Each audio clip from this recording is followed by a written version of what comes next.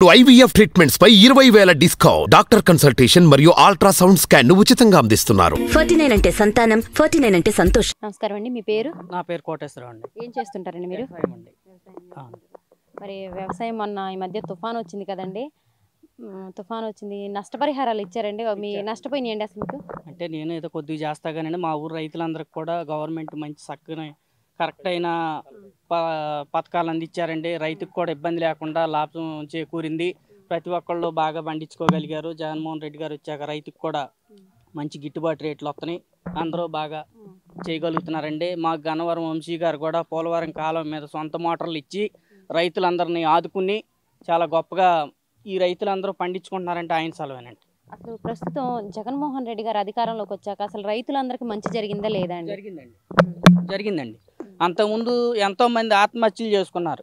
అసలు చాలా రైతులు గిట్టుబాటు అవ్వక రోడ్లను పడ్డారు. జగన్మోహన్ రెడ్డి వచ్చాక రైతు అనేవాడు రాజు అయ్యాడు. ప్రతి ఒక్కళ్ళు గౌరవిస్తున్నారండి. కానీ రైతుకి ఏదైనా మంచి జరిగిందంటే అది కేవలం టీడీపీ ప్రభుత్వంలోనే అంటున్నారు కదండి. వట్టి మాటలండి. చిన్నపిల్లలు కానీ అబద్ధాలు చెబుతారు రోడ్ల మీద, ఆ టైప్ అనమాట ఆ గవర్నమెంట్.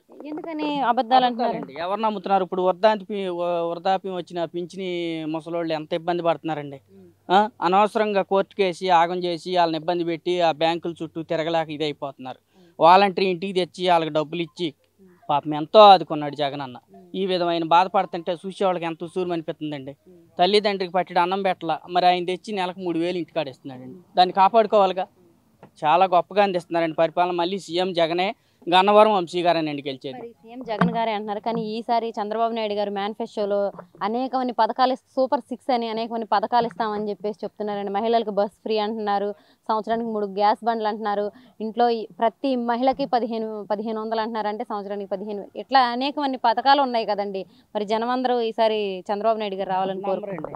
ఆయన అన్ని అబద్ధాలండి. ఎందుకు అబద్ధాలు అనుకుంటున్నారు? నమ్మరు, నమ్మే పరిస్థితులు లేరండి. ఆయన అంత ముందు చేశారు, ఎవరు నమ్మారు? జగన్ వచ్చాక ఎన్ని హామీలు ఇచ్చాడు, ప్రతి ఒక్కటి నెరవేర్చాడు. అందుకనే జనం మళ్ళీ జగన్నే సీఎం చేస్తారండి. జగన్ అన్నే మళ్ళీ సీఎం. గన్నవరం వల్లభనేని వంశీ గారే ఎమ్మెల్యే అండి. ఈసారి జగన్మోహన్ రెడ్డి గారు కనుక సీఎం అయితే ఏపీ ప్రజలంతా వలస వెళ్ళిపోయే పరిస్థితి ఉందండి. ఎవరు వెళ్తారండి?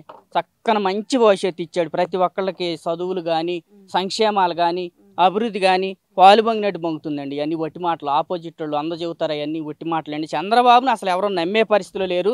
జగన్ అన్నే సీఎం అండి. మరి కానీ చంద్రబాబు నాయుడు గారు అయితేనే అభివృద్ధి చేయగలరని చెప్పేసి పవన్ కళ్యాణ్ గారు కూడా పొత్తు పెట్టుకున్నారు కదండి. ఇవన్నీ వట్టి మాటలండి. ఎంతమంది కలిస్తే ఏమైద్ది? ఇప్పుడు వరి మాగాడి ఉంటుంది, బెరుక్కాంకి ముందు ఈనిద్దండి, మాగాడి తర్వాత ఈనుద్ది. అది కూడా చంద్రబాబు పరిపాలన కూడా వరి బెరుక్కాంకి లాంటి వాడు. ఏముండదండి ఉపయోగం.